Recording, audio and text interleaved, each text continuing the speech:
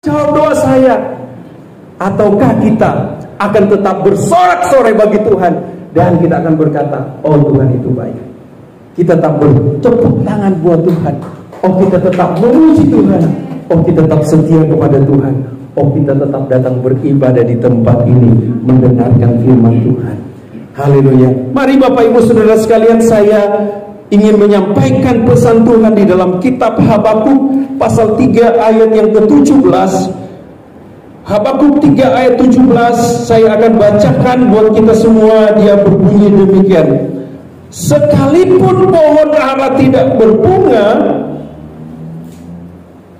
pohon anggur tidak berbuah, hasil pohon zaitun mengecewakan, sekalipun ladang-ladang tidak menghasilkan bahan makanan, kambing domba terhalau dari kurungan, dan tidak ada lembu sapi dalam kandang, namun aku akan bersorak-sorak di dalam Tuhan. Katakan amin. Beria-ria di dalam Allah yang menyelamatkan aku. Allah Tuhanku itu kekuatanku. Ia membuat kakiku seperti kaki rusa. Ia membiarkan aku berjejak di bukit-bukitku. Firman Tuhan katakan sekalipun pohon ara tidak berbunga. Ini firman ini ditulis oleh Nabi Habakuk ketika orang Israel ini, orang Yehuda pada waktu itu sedang berada di dalam masalah, sedang berada di dalam tekanan. Tekanannya apa Pak? Negeri atau negara mereka telah diserang oleh namanya bangsa Babilonia pada waktu itu, sekitar 6.000 tahun sebelum Masehi. Jadi bangsa Babilonia ini menyerang atau namanya ingin menguasai orang Yehuda pada waktu itu. Tidak lama lagi orang Yehuda atau bangsa Israel itu akan dihancurkan oleh bangsa Babilonia. Lalu ini Habakuk melihat bahwa di dalam keadaan seperti itu mereka seolah-olah mengalami sesuatu tekanan yang besar dalam kehidupan bangsa maupun kehidupan daripada Nabi Habakuk sendiri. Sehingga dia berkata, sekalipun pohon ara tidak berbunga. Apa itu pohon ara? Pohon ara adalah suatu tanaman yang ditanam oleh orang Yehuda, orang Israel pada waktu itu. Kalau di tempat kita ini ada pohon apa biasanya ditanam? Biasanya kalau yang menguntungkan itu pohon apa? Pohon kelapa sawit ya, pohon karet, pohon durian. Jadi seperti itu kira-kira pohon ara itu, orang Israel menanam pohon ara untuk mereka juga ada makan di situ, bisa dijual. Tapi kali ini dikatakan bahwa pohon ara tidak berbunga. Lalu pohon anggur tidak berbuah. Pohon anggur itu adalah tanaman yang ditanam oleh orang Yehuda, orang Israel pada waktu itu, yang bisa menghasilkan uang juga. Buahnya itu bisa dijual dengan harga yang tinggi. Kalau di Palembang sini jarang kita lihat ya buah anggur ya. Kalau di sini banyak durian. Wow, durian sekarang lagi musim ya banyak. Dan durian itu bisa menghasilkan uang. Kalau kita sudah tanam durian 100 pohon, kita sudah dapat cuan, betul? Dapat untung setiap tahun kita bisa panen. Apalagi pohonnya besar, wah panennya melimpah. Tapi apa yang terjadi kalau duriannya itu nggak berbuah sama sekali? Lalu pohon sawit itu nggak berbuah sama sekali, karet itu tidak mengeluarkan getahnya itu. Atau kalau bagi Bapak Ibu sekarang ini, saudara Bapak Ibu usaha apa? Jualan kek atau apa kek? Tapi setiap bulan nggak dapat cuan, nggak dapat untung, nggak dapat untung. Biasanya untungnya sebulan 5 juta kah atau 10 juta. Tapi waduh Pak, kali ini bulan ini tidak dapat untung sama sekali Pak. Waduh, apakah kita akan kecewa dengan Tuhan? Ataukah seperti Habakuk berkata, namun aku tetap bersorak-sorak. Itu keputusan ada pada kita. Mau kecewa ataukah kita mau tetap bersorak-sorai? Mau kecewa ataukah kita menyalahkan Tuhan? Atau kita mau berharap pada Tuhan dan bersyukur sama Tuhan? Sekalipun pohon ara tidak berbunga, pohon anggur tidak berbuah, dan pohon zaitun mengecewakan. Nah, tambah lagi dengan pohon zaitun yang mengecewakan apa? Pohon zaitun itu bisa ambil jadi minyak zaitun. Pernah lihat minyak zaitun? Minyak zaitun itu sangat mahal ya. Mahal. Jadi pohon zaitun itu bisa dijadikan, buahnya itu bisa jadikan minyak.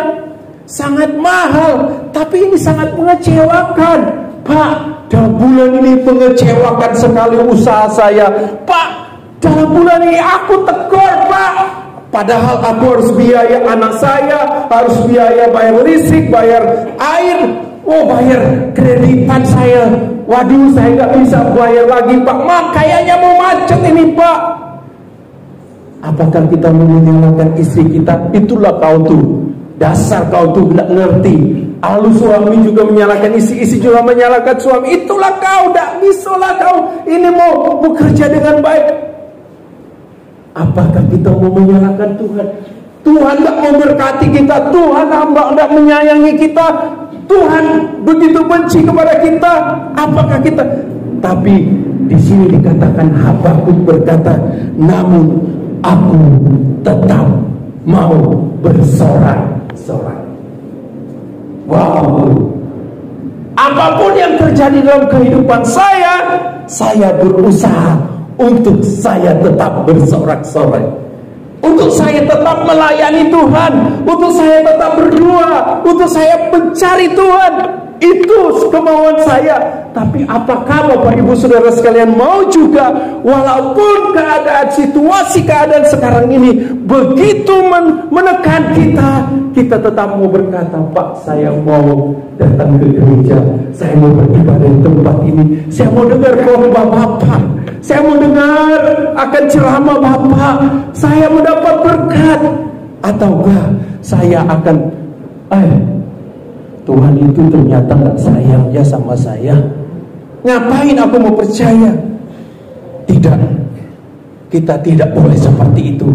Tapi seperti lagu tadi, ku tetap setia menanti janjimu sampai ku dapatkan mahkota kehidupanku.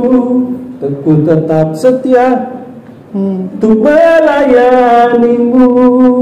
Ku tetap setia untuk melayani Tuhan. Ku tetap setia untuk menyanyi buat Tuhan. Ku tetap setia untuk bertepuk tangan buat Tuhan. Ku tetap setia dengan Tuhan. Yang mau katakan amin. Sekali lagi yang mau tepuk tangan dong buat Tuhan Yesus. Oh haleluya. Ini yang terjadi kepada Habakuk dan kepada orang Israel. Habakuk sendiri melihat keadaan orang Israel. Mereka sudah berada dalam tekanan, sudah mau dihancurkan bangsa mereka. Dia melihat, mengecewakan sekali. Belum lagi kambing domba terhalau dari kurungan. Wah, kambing domba terhalau dari kurungan. Maksudnya apa ini, Pak? Tidak bisa masuk di dalam kurungan. Domba-domba itu harus masuk di dalam kandangnya, kurungannya. Tapi ini mereka tidak mau masuk. Bandel dia domba-domba ini. Pernah tidak kita ketemu dengan seperti itu? Masalah kita ini kok tidak bertubi-tubi, nggak selesai ya? Kenapa ya bandelian masalah ini? Lalu bandelian anak-anak kita, seolah-olah dia tidak mau dengar nasihat kita. Aduh, terhalau dari kurungan, terhalang dari kurungan kita. Lalu dia berkata, lembu sapi tidak mau masuk dalam kandang. Lembu atau sapi itu harus masuk dalam kandang, tapi ini nggak bisa masuk. Aku sudah pergi kerjalah, aku sudah orderlah, aku sudah jualan. Senyumnya senyum manis supaya Bu beli ya barang aku. Tanya nggak beli juga. Seolah-olah ini nggak terjadi berkat. Tapi kita sebagai orang yang percaya kepada Tuhan tetap bersorak-sorai. Kenapa kita harus tetap bersorak-sorai walaupun kita seolah-olah melihat Tuhan itu diam, Tuhan itu seolah-olah tidak campur tangan, Tuhan itu seolah-olah membiarkan masalah kita, dan masalah kita tidak diselesaikan oleh Tuhan. Kenapa ya Tuhan, padahal aku sudah berdoa? Apa sikap kita? Apa yang harus kita lakukan? Mari kita lihat, mengapa kita harus tetap bersorak-sorai di tengah-tengah kita melihat seolah-olah Tuhan itu diam, tidak menolong hidup kita. Ada 3 poin yang saya akan bagikan. Kenapa kita harus tetap bersorak-sorai? Dia katakan di sini, namun aku akan bersorak-sorai di dalam Tuhan, beria-ria di dalam Allah yang menyelamatkan aku. Poin yang pertama adalah kenapa kita harus tetap bersorak-sorai. Karena apa? Karena kita sebenarnya sudah diselamatkan oleh Tuhan Yesus dan punya pengharapan masuk di dalam kerajaan surga. Yang yakin akan hal itu katakan amin. Iya, hidup kekal yang kita miliki itu tidak bisa dibandingkan dengan masalah yang kita hadapi. Kenapa? Masalah yang kita hadapi ini adalah hanya di dalam dunia ini. Mungkin hanya 1-2 tahun, lama 1-2 tahun, aja beberapa hari. Tapi keselamatan yang Tuhan berikan kepada kita itu kekal abadi. Tidak bisa dibandingkan dengan masalah-masalah kita yang kita hadapi sekarang ini. Kita mungkin lama menghadapi masalah, tapi masalah kita tidak bisa dibandingkan dengan ketika kita dibawa oleh Tuhan masuk di dalam surga yang kekal selama-lamanya. Bahagia di sana bersama dengan Yesus selama-lamanya. Di surga nanti kita akan makan pohon kehidupan bersama dengan Dia. Nggak usah kerja lagi, nggak usah susah lagi. Di surga kita, Tuhan sudah siapkan rumah yang indah, rumah yang bahagia. Kata Tuhan Yesus, dikatakan, aku pergi ke sana untuk menyediakan tempat bagimu. Jadi keselamatan kita itu tidak bisa dibandingkan dengan masalah-masalah yang kita hadapi. Masalah berat pun tidak bisa dibandingkan dengan keselamatan yang Tuhan berikan dalam kehidupan kita. Ya, kita tetap bersorak-sorai. Puji Tuhan, haleluya. Terima kasih Tuhan, ada pujian, ada kata-kata syukur yang kita ucapkan kepada Tuhan walaupun kita menghadapi sesuatu yang tidak enak dalam hidup ini. Kenapa? Karena Tuhan telah menyelamatkan kita. Ikuti kata saya. Saya bersyukur karena Tuhan telah menyelamatkan saya. Dan saya pasti masuk surga.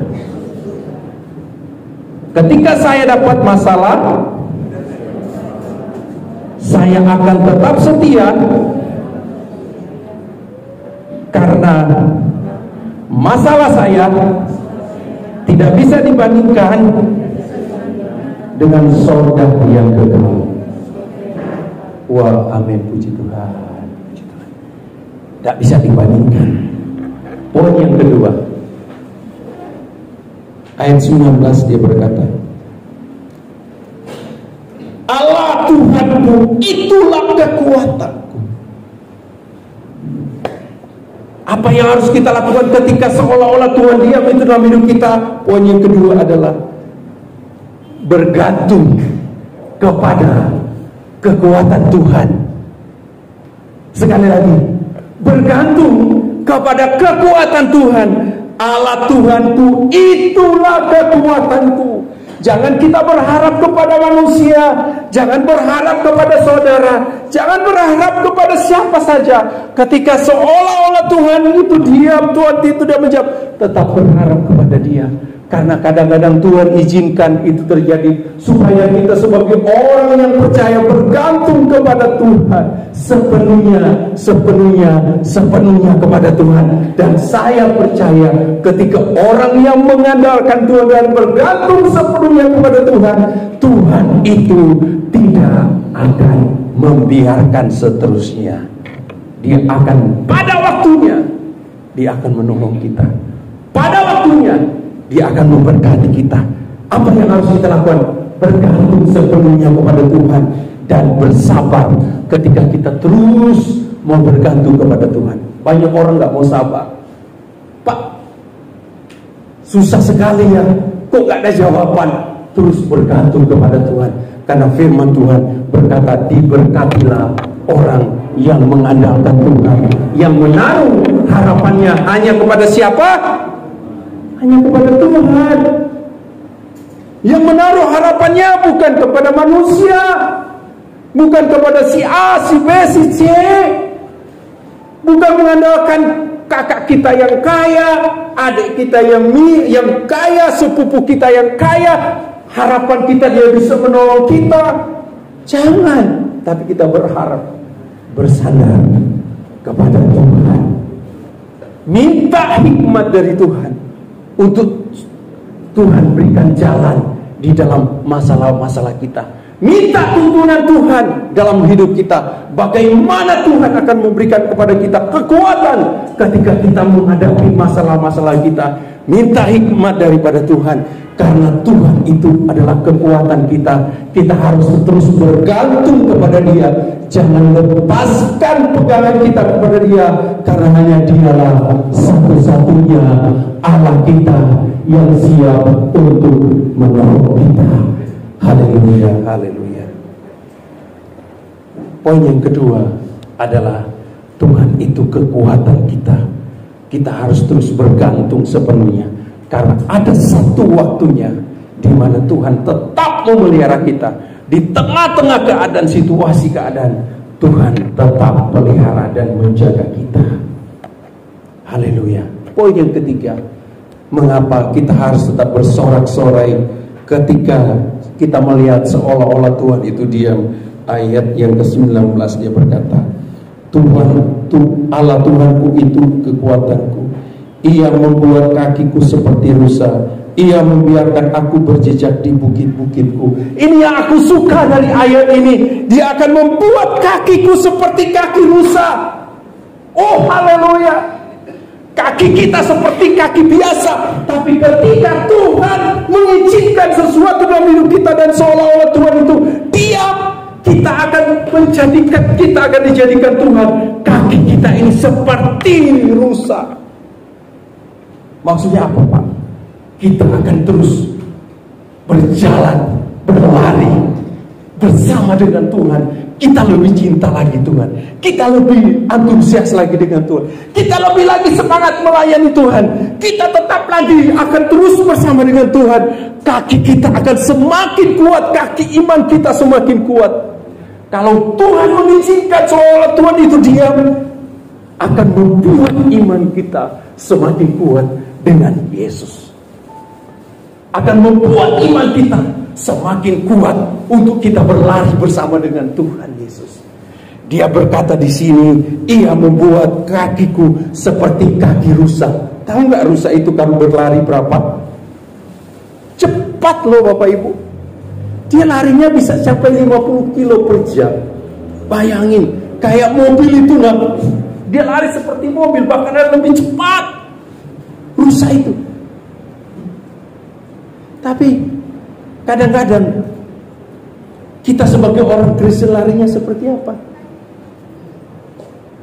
Seperti semut. Seperti apa? Seperti apa itu namanya? Ada kura-kura ya. Pelan sekali, imannya pelan sekali. Tapi dengan apa yang terjadi dalam kehidupan kita, masalah yang panjang membuat kita semakin kuat berdoa. membuat kita semakin setia kepada Tuhan, membuat kita semakin bergantung sepenuhnya kepada Tuhan. Ini yang Tuhan mau, supaya kita terus bergantung kepada Tuhan. Kaki kita ini akan kuat seperti rusa, berlari semakin kuat bersama dengan Tuhan. Apa yang Tuhan mau bawa kita, ikutlah Tuhan. Kaki kita ini sudah semakin kuat di dalam keadaan-keadaan yang tidak enak. Kaki kita semakin kuat seperti rusa. Lalu dia berkata, ia membiarkan aku berjejak di bukit-bukitku. Ini aku suka lagi dari ayat ini, Bapak Ibu Saudara sekalian. Ia membiarkan aku berjejak di bukit-bukitku. Artinya apa? Selama ini ketika kita selalu ditolong oleh Tuhan, ketika selalu cepat dijawab oleh Tuhan, kita biasa-biasa aja, gak mau ke gunung, gak mau ke gunung kemuliaan, gak mau ke gunung berkat yang Tuhan berikan. Tetapi ketika Tuhan mengizinkan sesuatu yang besar dalam hidup kita dan seolah-olah Tuhan diam, Tuhan akan membiarkan kaki kita berjejak di bukit-bukit kita. Artinya kita semakin tinggi level kita, level iman, level kemuliaan, level dipakai oleh Tuhan. Tapi sekarang ini kadang-kadang kita hanya di bawah bukit saja. Kita nggak mau sampai ke bukit kita. Ada bukit-bukit Tuhan yang Tuhan berikan dalam hidup kita. Ingat, saya teringat kepada Yusuf.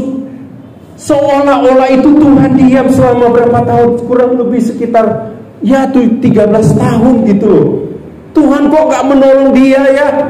Tuhan kok gak menolong dia ya? Seolah-olah dia tidak ditolong oleh Tuhan. Masuk penjara lah dan sebagainya. Tuhan tidak menolong dia.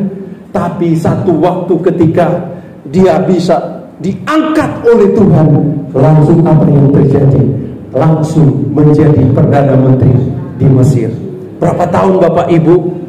Kurang lebih 13 tahun. Ya, seolah-olah di mana Tuhan, padahal dia setia. Dia masuk penjara lagi, seolah-olah Tuhan diam. Tapi ketika dia berada di bukitnya Tuhan, bukit yang Tuhan berikan dalam hidupnya, apa yang terjadi? Disitulah kakinya berpijak, kakinya berjejak. Disitulah Yusuf ada di Mesir, kakinya ada di Mesir. Dan di apa? Dia jadi wakil daripada Firaun. Saya tidak tahu bukit-bukit Anda di mana. Saya tidak tahu. Tapi ketika Tuhan memproses kita, mengizinkan hal yang tidak enak terjadi dalam hidup kita, Tuhan sedang membawa kita di bukit kemuliaan. Kaki kita akan berada di situ. Kaki kita akan berada di situ dalam kemuliaan. Ikuti saya. Saya akan berada. Ikuti saya. Di bukit kemuliaan yang Tuhan berikan kepada saya. Pertanyaan saya, untuk sampai ke bukit harus gimana? Jalan kaki kan? Betul? Kaki kita harus seperti kaki rusa berlari dan sampai ke bukit. Lah di bukit itu kita bisa melihat kemuliaan yang Tuhan akan berikan dalam kehidupan saya dan saudara. Saya tidak akan mundur dengan Tuhan. Saya tidak akan mau kecewa dengan Tuhan. Saya tidak mau menyalahkan Tuhan di dalam keadaan-keadaan yang sulit dalam hidup ini. Kenapa? Satu waktu ada bukit kemuliaan yang Tuhan janjikan kepada saya. Di situ saya akan berjejak kakiku di situ. Dan saya akan melihat kemuliaan Tuhan yang Tuhan akan berikan dalam kehidupan saya. Saya mau katakan kepada Bapak, Ibu, Saudara sekalian, ada bukit-bukit kemuliaan yang Tuhan akan berikan dalam kehidupanmu. Cuma satu orang yang bilang amin. Saya ulangi, Satu waktu nanti ada bukit-bukit kemuliaan yang Tuhan akan berikan dalam kehidupanmu. Katakan amin. Amin. Caranya bagaimana, Pak? Tetap bersorak-sorai ketika seolah-olah Tuhan itu diam dalam kehidupan kita. Tetap bersyukur, tetap setia, tetap mengandalkan Tuhan, tetap datang beribadah dengan firman Tuhan. Setialah kepada Tuhan. Satu waktu Tuhan akan memberikan kita kemuliaan, dalam kemuliaan di dalam bukit-bukitnya yang Tuhan berikan dalam hidup kita. 3 poin yang saya bagikan, bagaimana untuk kita tetap bersorak-sorai walaupun seolah-olah Tuhan itu diam dalam hidup kita. Alasannya karena Tuhan telah menyelamatkan kita. Yang kedua, karena Tuhan itu adalah kekuatan kita. Kita harus terus bersandar dan bergantung kepada Dia. Dan yang ketiga, Dia akan membuat kaki kita seperti kaki rusa, dan Dia akan membawa kita di dalam bukit-bukit kemuliaan daripada Tuhan. Katakan amin. Katakan amin. Terima kasih ya Tuhan, hamba-Mu sudah berhenti berbicara. Tuhan lah yang akan menanamkan firman-Mu di dalam hati kami semua. Hamba serahkan ke dalam tangan Roh Kudus untuk Engkau bekerja lebih lagi dalam hidup kita.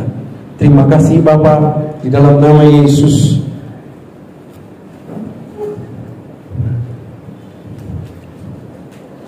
Haleluya, haleluya. Kami mengucap syukur Tuhan. Waktu Tuhan pasti yang